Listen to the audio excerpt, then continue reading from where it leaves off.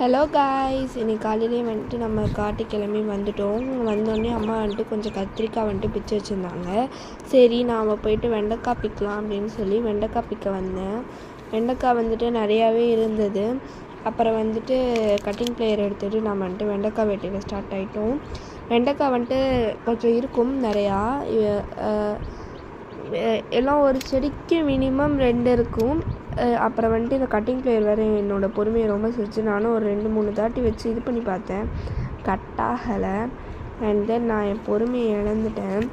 சரி இருக்கிறதே எனக்கு நம்ம கையிலே பிப்போம் அப்படின்னு சொல்லிட்டு கையிலே பிக்க ஆரம்பிச்சிட்டேன். இப்படி நிறையா இருக்கும். அப்படியே லைனாக பாருங்கள்.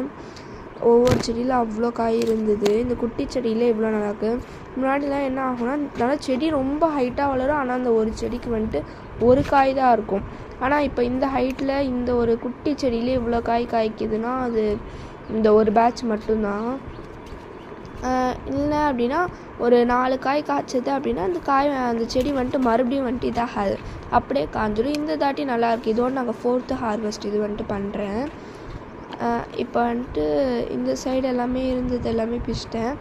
வேறு எந்த சைட்லையாவது இருக்கா அப்படின்னு சொல்லி தேடிட்டு அடுத்து மறுபடியும் அந்த சைடுக்கு கட்டிங் பிளேயர் யூஸ் ஆகுமான்னு சொல்லிட்டு மறுபடியும் கட்டிங் பிளேயர் எடுத்துகிட்டு அந்த சைடு போனேன். இந்த கட்டிங் பிளேயர் வச்சு ஒரு சம்பவம் பண்ணியிருக்கேன், அது கூடிய சீக்கிரம் வரும் பாருங்கள். இந்த சைடில் வந்துட்டு இப்படி வந்தோம்னா இந்த சைடு ஒரு ரவுண்டு ஒரு சர்க்கிள் மாதிரி இருக்கும். இந்த சைடு சர்க்கிளுக்கு இந்த சைடு வந்தோம்னா இங்கே இருக்கும். இந்த கட்டிங் பிளேயர் வந்துட்டு இது மாதிரி டிஸ்டன்ஸாக இருக்கிறதுக்குலாம் யூஸ் ஆகும். நெருக்கமாக இருக்குது அந்த காம்புக்கும் இந்த செடிக்கும் கேப் இல்லைன்னா இந்த கட்டிங் பிளேயர் யூஸ் பண்ணாதீங்க. யூஸ் பண்ணி தான் நான் செமையான ஒரு சம்பவம் பண்ணேன். என்னன்னா கட் பண்ணிக்கிட்டே இருந்தேன். கட் பண்ணிகிட்டு இருக்கும் போது என்ன ஆயிடுச்சுன்னா செடியோடு சேர்த்து கட் பண்ணிட்டேன். நல்ல வேலை எங்கள் அம்மாவுக்கு தெரில, எங்கள் அம்மாவுக்கு தெரிஞ்ச சமத்திட்டு திட்டுவாங்க. அண்ட் தென் கீழே விழுந்த காய் எல்லாத்தையும் எடுத்து நம்ம பேஸ்கெட்டில் போட்டுட்டு இந்த சைடுக்கும் நம்மளுக்கும் இனிமேல் சம்மந்தம் இல்லை அப்படின்னு சொல்லிட்டு விட்டுட்டு நான் வந்துட்டேன். அண்ட் தென் வந்துட்டு நான் இதெல்லாம் பிச்சு முடிச்சதுக்கப்புறம் வந்துட்டு மறுபடியும் சூரியனை ஒரு தாட்டி பார்த்தேன். கொஞ்சம் சன்ரைஸ் ஜாஸ்தியாக இருந்துச்சு.